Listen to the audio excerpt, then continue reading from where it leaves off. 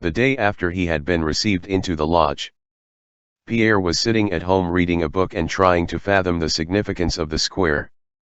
One side of which symbolized God, another moral things, a third physical things, and the fourth a combination of these.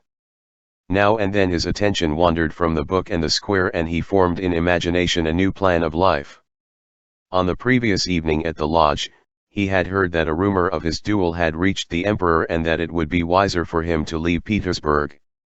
Pierre proposed going to his estates in the south and there attending to the welfare of his serfs. He was joyfully planning this new life, when Prince Vasili suddenly entered the room. "My dear fellow, what have you been up to in Moscow? Why have you quarreled with Helene, mon cher?" "You are under a delusion," said Prince Vasili, as he entered.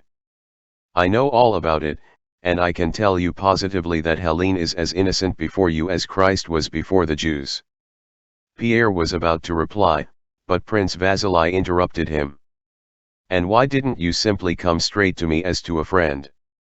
"I know all about it and understand it all," he said. "You behaved as becomes a man values his honor, perhaps too hastily, but we won't go into that. But consider the position in which you are placing her and me in the eyes of society, and even of the court," he added, lowering his voice. "She is living in Moscow and you are here. Remember, dear boy," and he drew Pierre's arm downwards, "it is simply a misunderstanding. I expect you feel it so yourself. Let us write her a letter at once, and she'll come here and all will be explained, or else, my dear boy, let me tell you it's quite likely you'll have to suffer for it." Prince Vasili gave Pierre a significant look. "I know from reliable sources that the Dowager Empress is taking a keen interest in the whole affair. You know she is very gracious to Helene." Pierre tried several times to speak. But, on one hand, Prince Vasili did not let him, and, on the other, Pierre himself feared to begin to speak in the tone of decided refusal and disagreement in which he had firmly resolved to answer his father-in-law.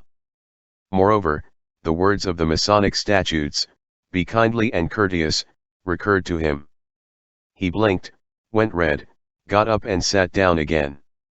Struggling with himself to do what was for him the most difficult thing in life, to say an unpleasant thing to a man's face, to say what the other, whoever he might be, did not expect.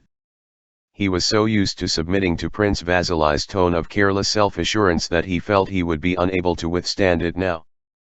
But he also felt that on what he said now his future depended, whether he would follow the same old road, or that new path so attractively shown him by the Masons, on which he firmly believed he would be reborn to a new life. "Now, dear boy," said Prince Vasili playfully, "say yes, and I'll write to her myself, and we will kill the fat calf." But before Prince Vasili had finished his playful speech, Pierre, without looking at him, and with a kind of fury that made him like his father, muttered in a whisper, "Prince, I did not ask you here. Go, please go." And he jumped up and opened the door for him. "Go," he repeated, amazed at himself and glad to see the look of confusion and fear that showed itself on Prince Vasili's face. "What's the matter with you? Are you ill? Go," the quivering voice repeated.